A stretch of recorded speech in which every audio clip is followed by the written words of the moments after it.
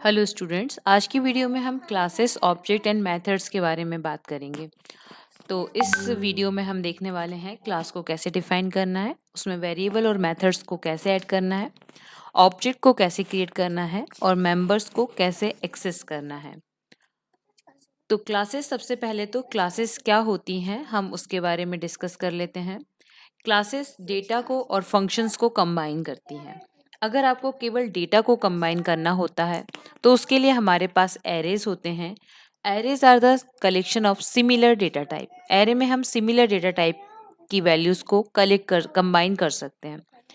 और अगर आपको डिफरेंट डेटा को कंबाइन करना है तो हमारे पास स्ट्रक्चर होता है। स्ट्रक्चर में हम एक इंटीजर, एक फ्लोट या एक इंटीजर कैरेक्टर, मतलब दो डिफरेंट या तीन डिफरेंट डिफरेंट टाइप के डेटा को हम कंबाइन कर सकते हैं। बट अगर आपको डेटा और उससे रिलेटेड फंक्शंस को कंबाइन करना है तो उसके लिए क्लासेस होती हैं। क्लासेस यूजर डिफाइंड डेटा भी बोल सकते हैं। जैसे कंपाइलर से के साथ हमें कई सारे प्री डिफाइंड डेटा मिलते हैं, उसी तरीके से क्लास जो होती है वो यूजर डिफाइंड डेटा होती है। दैट मीन्स कि यूजर डिफाइन करता है उस डेटा को। क्लासेस कलेक्शन होती हैं सिमिलर टाइप की ऑब्जेक्ट्स का, जिसमें जिन ऑब्जेक्ट में सेम एट्रीब्यूट्स होते हैं और सेम मेथड्स होती हैं। मतलब एक ही तरीके की ऑब्जेक्ट का कलेक्शन होती हैं क्लासेस। अगर डिफरेंट टाइप की अगर ऑब्जेक्ट होंगी तो वो हम क्लास में नहीं कर पाते हैं। सिमिलर टाइप की कलेक्शन होता है। जैसे अगर आपने इंटीजर लिया, इंटीजर आई जे के, तो ये सिमिलर टाइप है, ठीक है। इसी तरीके से अगर हम क्लास डेटा टाइप बना रहे हैं तो उसका जब हम ऑब्जेक्ट क्रिएट करते हैं तो हम उसका वेरिएबल क्रिएट कर सकते हैं। क्लास एक लॉजिकल एंटिटी होती है, रियल टाइम एंटिटी नहीं होती है, लॉजिकल होती है, लॉजिक में होती है और कोई भी मेमोरी कंज्यूम नहीं करती, क्योंकि मेमोरी ऑब्जेक्ट के द्वारा कंज्यूम की जाती है। क्लास ऑब्जेक्ट को क्रिएट करती है और ऑब्जेक्ट जो होते हैं वो फंक्शंस को और डेटा को यूज करते हैं, जो कि हम क्लास में डिफाइन करते हैं। फिर आते हैं ऑब्जेक्ट पर। तो ऑब्जेक्ट, जब हमने क्लास एक डेटा टाइप बनाया है उस यूजर डिफाइन, तो उस यूजर डिफाइन डेटा का जो वेरिएबल होता है वो ऑब्जेक्ट होता है। जैसे क्लास एक लॉजिकल एंटिटी होती है, ऑब्जेक्ट रियल टाइम एंटिटी होती है और हर एक ऑब्जेक्ट यूनिक होती है। फिर हमें क्लास को डिफाइन कैसे करना है, तो जब हम क्लास को डिफाइन करते हैं तो उसके लिए कीवर्ड यूज करते हैं जिसका नाम होता है क्लास। क्लास की डेफिनेशन में बेसिकली दो पार्ट होते हैं, क्लास का हेडर एंड क्लास की बॉडी।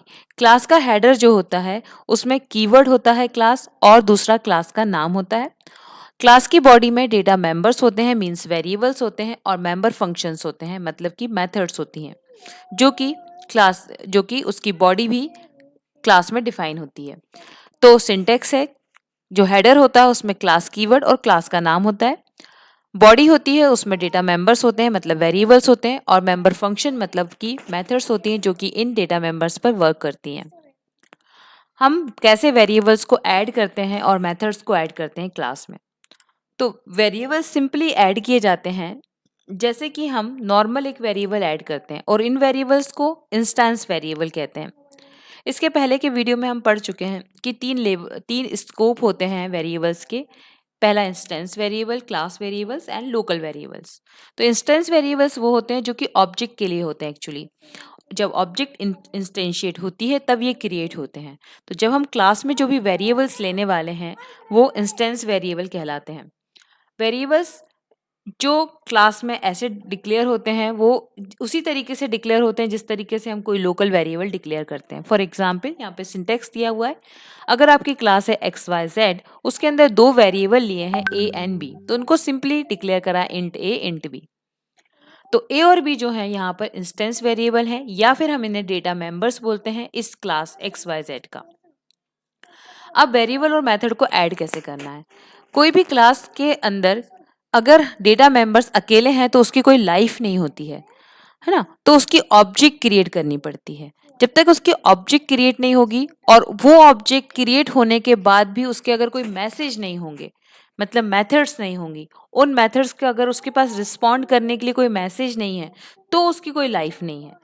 तो मेथड्स और मेंबर फंक्शन बहुत ही जरूरी हो जाते हैं, और ये क्या करते हैं, ये जो डेटा होता है उसको मैनिपुलेट करते हैं। मेथड्स क्लास के अंदर डिक्लेयर की जाती है जैसे ही आपने वेरिएबल्स इंस्टेंस वेरिएबल को डिक्लेयर करा, उसके जस्ट नीचे आप मेथड्स को डिक्लेयर कर दीजिए।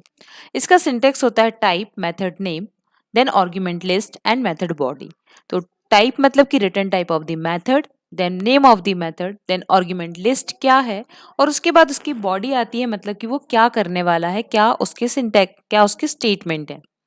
तो हर एक मेथड चाहे वो क्लास के अंदर हो या बाहर हो, उसके 4 पार्ट होते हैं नॉर्मली। उस मेथड मतलब उस फंक्शन का नाम, उसका रिटर्न टाइप, उसके अंदर कौन से पैरामीटर है या आर्गुमेंट है, और उसकी बॉडी मतलब कौन से स्टेटमेंट आप उस फंक्शन में एग्जीक्यूट करने वाले हैं।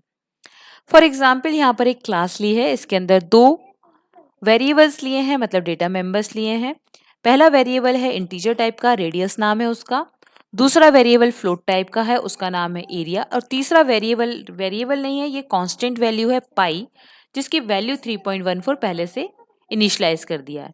फिर 2 फंक्शन या मेंबर फंक्शंस यहाँ पर लिए हैं जिनके बिना इस क्लास की लाइफ नहीं है, जिसके बारे में हमने बात की। अगर ये फंक्शन नहीं होंगे तो कोई मतलब नहीं निकलेगा इस क्लास का। तो गेट डेटा लिया है जो कि इसकी रेडियस को इनिशियलाइज करेगा। इसके अंदर देखिए, जो गेट डेटा है उसका एक रिटर्न टाइप है वॉइड, उसका नाम है गेट डेटा, उसके अंदर एक आर्गुमेंट है जो कि रिटर्न इंटीजर टाइप का है। उस आर से हम रेडियस को इनिशियलाइज कर रहे हैं, मतलब रेडियस में आर की वैल्यू को डाल रहे हैं। देन फ्लोट एरिया दूसरा फंक्शन लिया, इसका रिटर्न टाइप है फ्लोट, नाम है एरिया। ये क्या कर रहा है, एरिया को कैलकुलेट कर रहा है, पाई इंटू रेडियस। देन हम ऑब्जेक्ट कैसे क्रिएट करेंगे, जब आपने क्लास बना ली, उसके अंदर मेंबर्स डाल दिए हैं, डेटा मेंबर डाल दिए, फंक्शंस डालिए, फिर काम आता है ऑब्जेक्ट कैसे क्रिएट करते हैं। तो object actually block of memory होते हैं जो कि इंस्टेंस वेरिएबल के लिए स्पेस को कंटेन करते हैं। जब तक ऑब्जेक्ट क्रिएट नहीं होती तब तक वेरिएबल्स के लिए स्पेस ऑक्यूपाई नहीं हो पाता है। ऑब्जेक्ट को क्रिएट करना मतलब कि ऑब्जेक्ट को इंस्टेंशिएट करना, इनिशियलाइज करना। ऑब्जेक्ट जावा में न्यू ऑपरेटर की हेल्प से क्रिएट होते हैं। तो न्यू ऑपरेटर को हम कैसे लेते हैं, उससे हम करते क्या है कि ऑब्जेक्ट क्रिएट करते हैं और वो न्यू ऑपरेटर कुछ रिटर्न करता है। हर एक ऑपरेटर कुछ ना कुछ वैल्यू रिटर्न करता है। तो न्यू ऑपरेटर क्या रिटर्न करता है, चूंकि वो ऑब्जेक्ट क्रिएट कर रहा है इसलिए वो उस ऑब्जेक्ट का रेफरेंस रिटर्न करता है। सिंटेक्स हम कैसे लिखते हैं, 2 तरीके से लिख सकते हैं। पहले में 2 लाइन का कोड लिख सकते हैं या फिर 1 लाइन में कर सकते हैं। तो नॉर्मली हमको 1 लाइन में लिखने की कोशिश करना चाहिए, क्योंकि जितने number of line of code कम होते हैं उतना अच्छा प्रोग्राम होता है। तो पहला हमने लिखा circle C1 and C1 is equal to new circle. That means C1 हमने एक ऑब्जेक्ट क्रिएट किया, लेकिन वो इंस्टेंशिएट कब होगा, जब हम उसे एक कंस्ट्रक्टर के थ्रू इनिशियलाइज कर दें। या फिर इसी चीज को हम 1 लाइन में लिख सकते हैं, circle C1 is equal to new circle. दोनों ही वे अपने आप में बिल्कुल सही है। एक में लाइन ऑफ कोड बढ़ जाता है, दूसरे में लाइन ऑफ कोड कम रहता है। जब आप एक ऑब्जेक्ट क्रिएट कर रहे हैं तो इतना फर्क नहीं पड़ता, लेकिन जब आप बहुत सारी ऑब्जेक्ट क्रिएट कर रहे हैं तो आप 1 लाइन में ही क्रिएट करने की कोशिश करें। देन उन मेंबर को एक्सेस करना, कैसे एक्सेस किया जाता है। अब आपने ऑब्जेक्ट बना ली, तो ऑब्जेक्ट से हम ऑब्जेक्ट के पास एक्चुअली सेट ऑफ वेरिएबल्स होते हैं। जितने वेरिएबल आपने क्लास में डिक्लेयर करे, हर एक ऑब्जेक्ट के पास वो सेट ऑफ वेरिएबल्स होते हैं, और सारी की सारी ऑब्जेक्ट को उन वेरिएबल्स को की वैल्यू को असाइन किया जाता है। Must be assign values before they are used, है ना। और वेरिएबल्स सारे के सारे वेरिएबल्स को असाइन की जाती है कुछ ना कुछ वैल्यू। तो हम उनको ऐसे एक्सेस नहीं कर सकते, ना ही हम वेरिएबल्स को एक्सेस कर सकते हैं, ना ही हम मेथड्स को एक्सेस कर सकते हैं। हमको एक्सेस करने के लिए ऑब्जेक्ट की जरूरत होगी, और हम कैसे करेंगे, ऑब्जेक्ट एंड डॉट ऑपरेटर की हेल्प से। तो सिंटेक्स है object name dot variable name या object name dot method name. अगर आपको वेरिएबल को एक्सेस करना है तो ऑब्जेक्ट का नाम और वेरिएबल का नाम लीजिए और डॉट ऑपरेटर लगाइए। अगर आपको मेथड को एक्सेस करना है तो ऑब्जेक्ट का नाम एंड मेथड का नाम और बीच में डॉट ऑपरेटर लगाइए। मेथड के साथ आपको पैरामीटर लिस्ट भी लेनी होगी। कुछ प्रोग्राम्स हम यहाँ डिस्कस करने वाले हैं, एक circle example and rectangle example, जिसमें हमने वेरिएबल्स ऐड किए, मेथड ऐड किए और ऑब्जेक्ट क्रिएट किए। तो ये दोनों प्रोग्राम पर हम चलते हैं। तो सर्किल एग्जाम्पल पर चलते हैं सबसे पहले। Circle example. तो यहाँ पर सर्किल एग्जाम्पल प्रोग्राम है, इसको मैं फुल कर देती हूँ। तो यहाँ पर एक क्लास बनाई है पहले सर्किल, जिसमें मैंने 2 वेरिएबल लिए हैं। एक वेरिएबल लिया है रेडियस और एक कांस्टेंट वैल्यू ली है पाई की। गेट डेटा फंक्शन लिया है जो कि इस रेडियस को इनिशियलाइज करेगा, मतलब इनिशियल वैल्यू प्रोवाइड करेगा। रेडियस को हम गेट डेटा की हेल्प से आर से इनिशियल वैल्यू दे देंगे। देन हमने एक गेट एरिया नाम का फंक्शन लिया है जो कि फ्लोट टाइप की वैल्यू रिटर्न कर रहा है। ये फ्लोट मैंने यहाँ पर एक वेरिएबल भी ले लिया है फ्लोट एरिया टाइप का। एरिया इज इक्वल टू पाई, पाई पहले से इनिशलाइज है, राइट, रेडियस इनटू रेडियस, और रिटर्न करेगा एरिया। तो एरिया फ्लोट टाइप का है तो वो रिटर्न कर देगा। फिर दूसरी क्लास ली है जो कि मेन मेथड क्लास है। ये हमारी क्लास है जिसमें मेन मेथड है। इसी नाम से हमारा प्रोग्राम सेव होता है जिसके अंदर मेन मेथड होती है। तो यहाँ पर मेन मेथड लिया, यहाँ पर हमने वेरिएबल्स लिए हैं पहले एरिया 1, एरिया 2 एंड पाई फिर से लिया है क्योंकि पाई को यहाँ दूसरे तरीके से यूज करना है। तो यहाँ पर पहले दो ऑब्जेक्ट क्रिएट किए। तो कैसे ऑब्जेक्ट क्रिएट की हैं वो यहाँ पे है कि C1 ऑब्जेक्ट क्रिएट की, देन C2 ऑब्जेक्ट क्रिएट की with the help of new operator. C1 ने क्या करा कि रेडियस को पहले एक्सेस करा क्योंकि ये डेटा मेंबर है, वेरिएबल को एक्सेस करा और उसको कुछ वैल्यू दे दी। फिर एरिया 1 जो है that is equal to pi into C1 dot radius into C1 dot radius. जबकि C2 ने क्या करा कि गेट डेटा की हेल्प से कुछ वैल्यू को हमने वहां पर दिया है और एरिया भी यहाँ पर मेथड की हेल्प से है। तो C1 ने क्या करा, वेरिएबल को एक्सेस करा, रेडियस को एक्सेस करा, एंड C2 ने क्या करा, फंक्शंस को एक्सेस करा। दोनों ही ऑब्जेक्ट के थ्रू होंगे, दोनों ही वे बिल्कुल सही है। अब हमने दोनों की वैल्यू को प्रिंट करा लिया, एरिया 1 को भी एंड एरिया 2 को भी। Area 1 is the area for circle C1, area 2 is the area for circle C2। अब इस प्रोग्राम को रन करके देखते हैं, कंपाइल करके देखते हैं। तो जावा सी एंड सर्किल एग्जाम्पल प्रोग्राम का नाम है, सर्किल एग्जाम्पल डॉट जावा।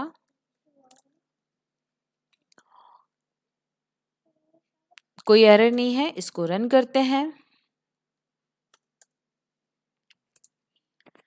दो एरिया आपको डिफरेंट मिल रहे हैं, सर्किल 1 का एरिया एंड सर्किल 2 का area according to given radius. Next example जो है वो भी कुछ इसी तरीके का है, उसको भी डिस्कस कर लेते हैं। उसमें मैंने लिया है रेक्टेंगल। तो रेक्टेंगल में भी मैंने इसी तरीके से एरिया कैलकुलेट करा है। तो रेक्टेंगल को हम पहले ओपन कर लेते हैं, रेक्टेंगल एग्जाम्पल। यहाँ पर हमने रेक्टेंगल नाम की क्लास ली है पहले। इसमें दो वेरिएबल लिए हैं, लेंथ एंड विड्थ।